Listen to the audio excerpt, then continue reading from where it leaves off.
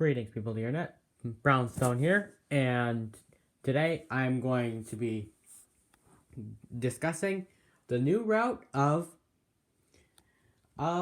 big companies such as Disney, Warner Brothers, and that sort of thing. So there's been an argument that the recent focus on sending movies to streaming services is killing movie theaters. Well, this is my argument as to why as to why sending movies to streaming services is not killing movie theaters. That's right. I am arguing against the Phantom Menace once more.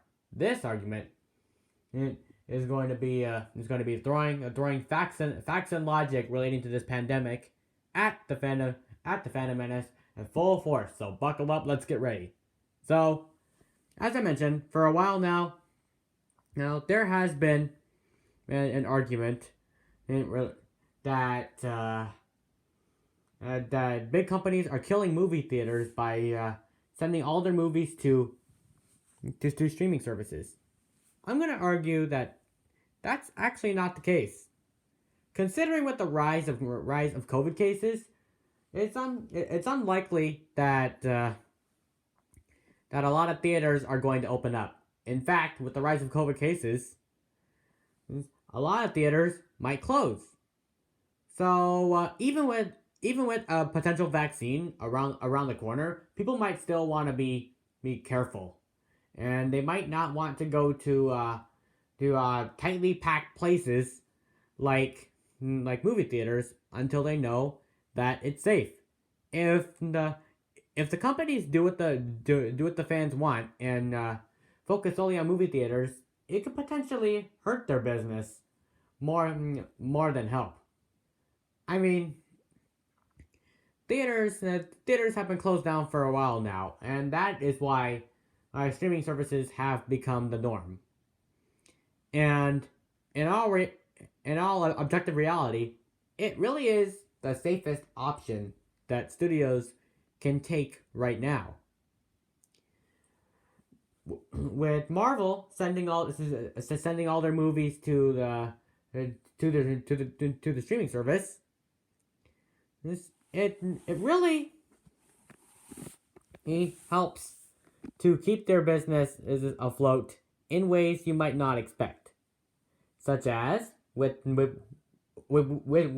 movies going to the streaming services, people will want to buy these streaming services, and therefore, the companies get the money. While it's not as lucrative as, say, releasing a major big blockbuster like Mulan in movie theaters worldwide for everyone to enjoy the maximum experience, it still helps the business. And I'd say it's more productive than, say, betting all your money on theaters that might close down. I mean, even with a vaccine around the corner potentially, people, as I mentioned, will still want to be careful. So it's kind of a lose-lose situation if companies want to depend solely on movie theaters. And another thing, they're much easier to access.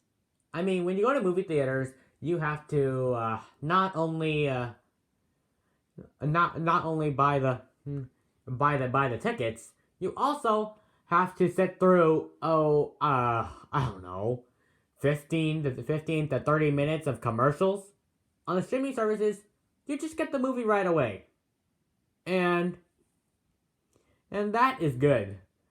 I mean, I personally have bad experience with having to sit through about 30 minutes of commercials before the movie even begins. I can go on and on about my experiences in the movie theaters. While they are fun, it doesn't really help that I have to sit through so many minutes of commercials and trailers before I get to see the movie I'm looking for. Sometimes that has been a good thing for me, as it's opened my horizons to new movies that I am interested in seeing. Without these trailers, well, my horizons wouldn't be so grand, I guess. But still, with streaming services, people can access the movie directly. And while premium access movies like Mulan 2020 speaking of which, it's streaming for free now. Go see it. Is one exception. And people can access movies for free, provided that they get the buy the streaming service, and then have to pay I don't know, probably $29.99 per month. That's saying per month, rather than going every weekend and having to go through the same process over and over and over. So oh yeah, I've seen a lot of arguments against sending all movies to streaming services, but honestly, it's the safest option and the more productive option. It'll help help the business. And when companies do decide to go to theaters again, it won't affect their business in any way. When the people are ready, they're going to demand that theaters reopen.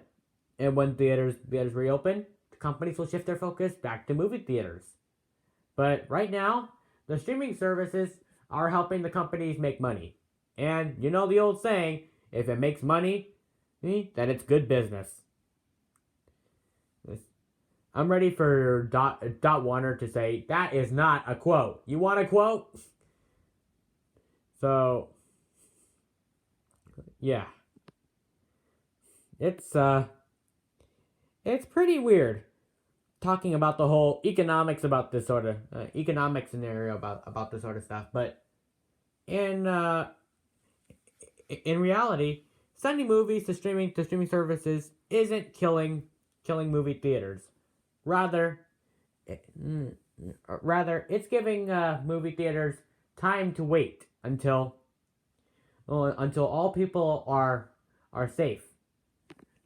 Until they feel safe and that they feel that life can return to normal. We need to make sure that society is safe first before we focus on reopening our movie theaters. We need to make sure that this virus is neutralized to its fullest extent before we start returning life back to normal. And this is the way to do it. Fans like the Phantom Menace, or fake fans like the Phantom Menace, can act like that companies are just killing movie theaters just for the sake of killing movie theaters by sending movies to their streaming services. But in reality, that's not true at all. Rather, what companies are doing is being smart. And I couldn't think of anything else to do. I mean, if most movie theaters are closed, then what are you gonna do? Send it to direct to DVD releases?